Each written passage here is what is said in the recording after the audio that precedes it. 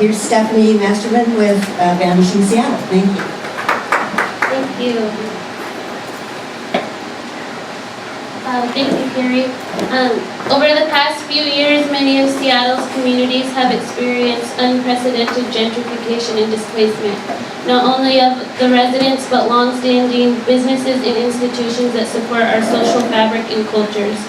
The development that we're seeing is for the most part producing housing and goods that are out of reach, and in many cases contributing to the displacement of low-income, working and middle-class families and seniors, immigrants and people of color, artists and creatives, and service workers.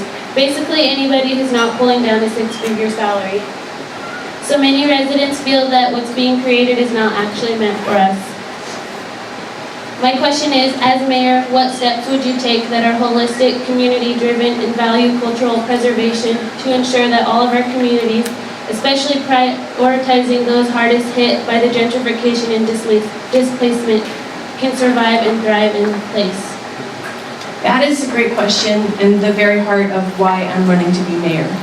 As I've talked to Toby and other people in this room a lot about, I believe that a big part of our affordability crisis is driven by the fact that we're growing, so we become the hottest real estate market out there, and this invites money from all over the world who is here not just to buy housing or live in our community, but to speculate and profit off of the rise in prices that they're helping create.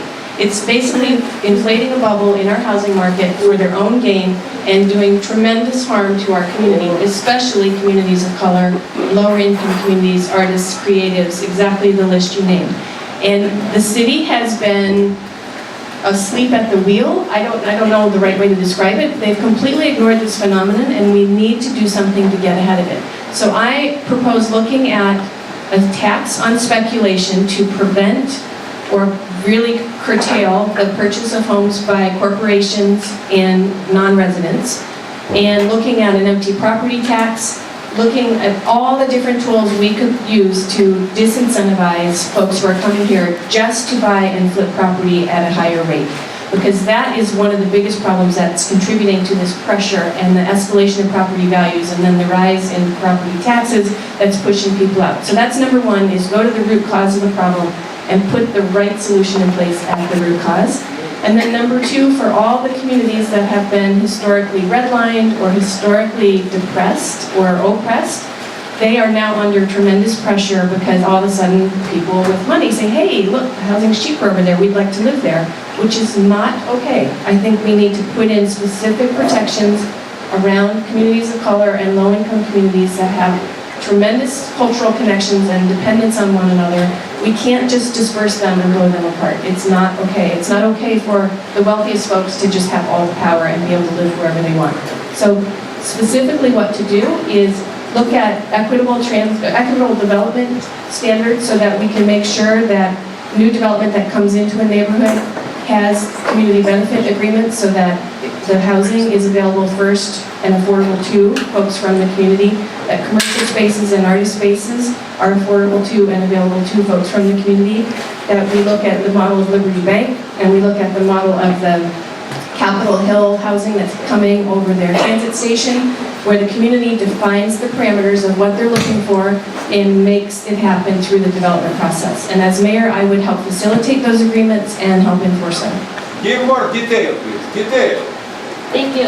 What I also want to know is, how are you going to ensure that the communities have a seat at the table in the development process? A lot of us don't even understand how that works or what happens when we decide that we're going to push against these developments. Like, what can we even do? We want to make sure that we have a seat at a table and that seat at the table is diverse, and we want people from all communities and especially people of color. Right on. One of the first things I announced on my website and my platform is that I am committed to sharing power across race, class, and gender in my administration. So my leadership team and every decision-making body, every board and commission in the city, I will work to make sure they are at least half people of color and women and LGBTQ folks, because those people have been marginalized and excluded from the process for too long. So I will correct the problem there. And then I think bringing back neighborhood planning, bringing back The more equitable model of community councils will give people a seat at the table, but it also requires training. Not everybody has a master's degree in urban planning or the time to spend hours and hours reading up on, current practices and best practices in city planning. So it needs to come with civics training and planning training and neighborhood development and growth training and a lot more communication from the city about what's coming in the neighborhood. 45 seconds.